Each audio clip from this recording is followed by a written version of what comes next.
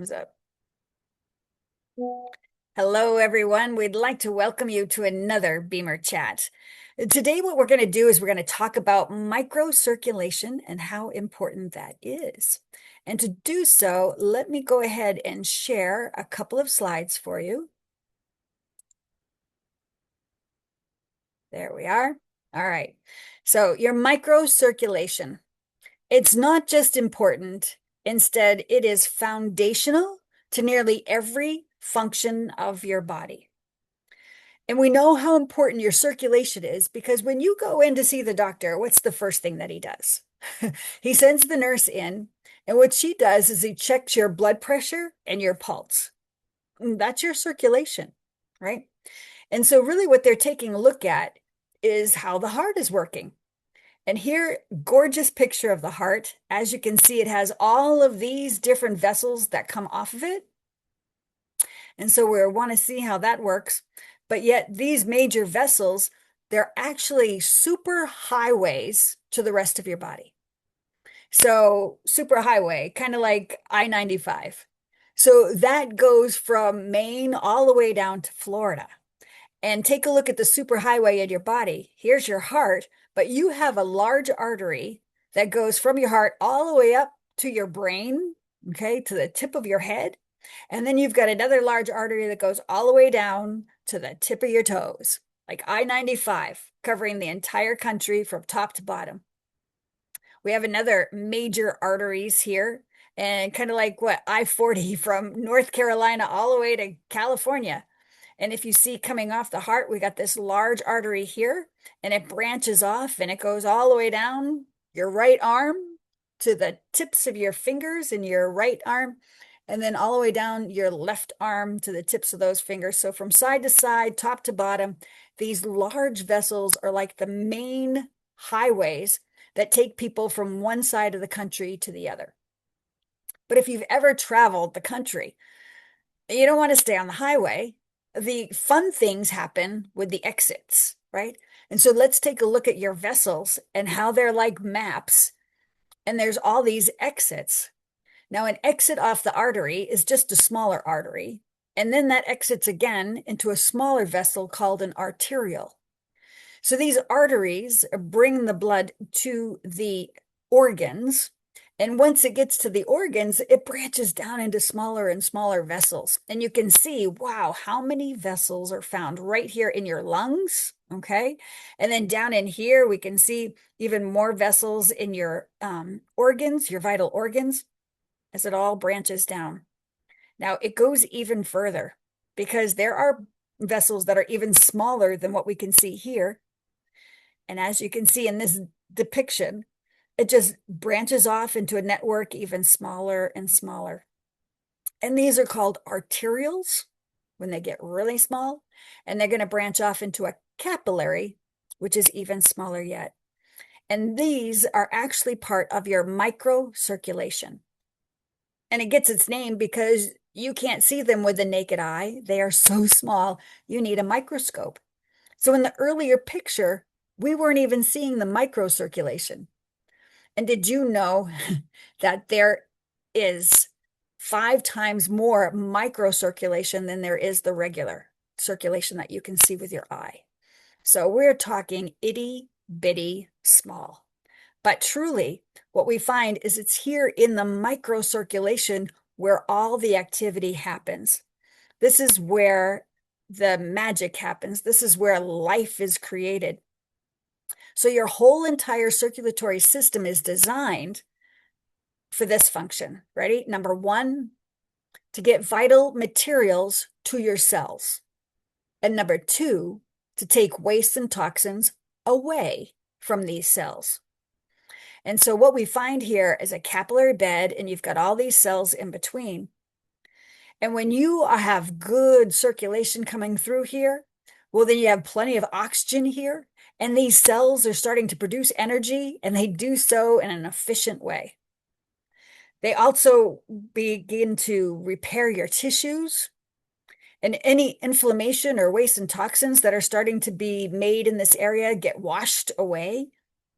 And so no matter what body area this capillary bed is in, it's going to function better. So these capillary beds are found throughout your entire body. So is this a picture of capillary bed in your brain, or maybe in your liver, maybe in your digestive system, or maybe in your big toe, right? And so the whole thing is just the same. Now, if it's not working well, what do we find happening? Well, there's not enough oxygen getting to the area. And so the cells don't make the energy they need to. Your healing slows down, fatigue increases, and chronic diseases start to occur as the wastes and toxins build up. So your body is designed to constantly repair, replace, regenerate, and to try to find this balance, homeostasis. And all of that is called the doctor within. So your body really knows how to repair itself. But it can only repair itself if the cells get what they need. And it can only repair itself, regenerate itself if the cells get what they need. It can only stay in homeostasis if the cells get what they need. And how do the cells get what they need? Well, it's coming through this microcirculation area of your body. And so that's why we say that microcirculation is foundational to your health. Let's go back to our illustration of the highway again. Those of you who've gone through a really tough winter, take a look at this picture. What we find is that the highway system is the big part, those big vessels.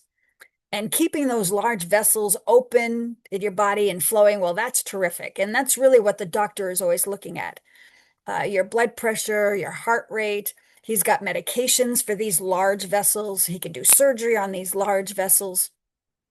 But as that snow continued to fall, what's really important is keeping the flow through the small areas.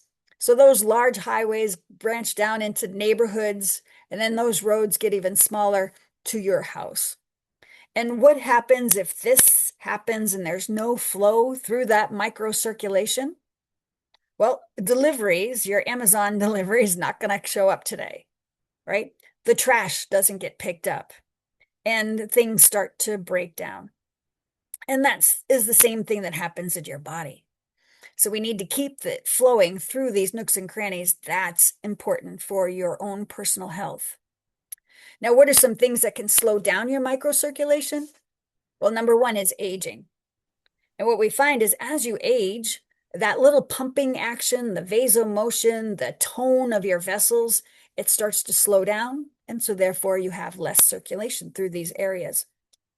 A sedentary lifestyle. Now, some of us might say, I keep moving, but guess what? Sitting is the new smoking. And the way the body was designed back years, for thousands of years, man walked everywhere. They could walk 20 miles in a day. And how many miles do we walk in a day? I don't know, from our bed to the kitchen table, from the kitchen table to the car, from the car to the office, from the office back home again onto the couch. We do live a very sedentary lifestyle. And so that just stagnates the fluids instead of keeping things moving. Another thing that can slow down your microcirculation is stress. When you're under stress, the body makes chemicals. Those chemicals cause your vessels to constrict, and a smaller vessel allows more to less to go through, and therefore causing these problems in your microcirculation. And then last but not least, we've got chronic conditions, illnesses that people have, where there's already a buildup of waste and toxins, and so things aren't moving through. Now, take a look at this list. How many of these lists do you have in your life? All of us are aging. We all have sedentary lifestyles compared to how the body was created. We're all considering stress, whether it's something we're thinking about, something we're dwelling on, something we're talking about, something we're experiencing. And then two, we have waste and toxins that have built up in different areas causing some chronic conditions. So what do we need to do? We need to support your microcirculation because that becomes the key part to maintaining our overall health. Not just treating the symptoms, but instead let's reactivate and open up the system. let's take a close look at how this happens. And I've got a video here that was taken at the Institute of Microcirculation. We've got these small little capillaries. As you can see, blood goes through there, delivering oxygen, delivering nutrients, picking up the waste and toxins. After just being on the beamer for 2 minutes, tell me if you can see a change in the flow.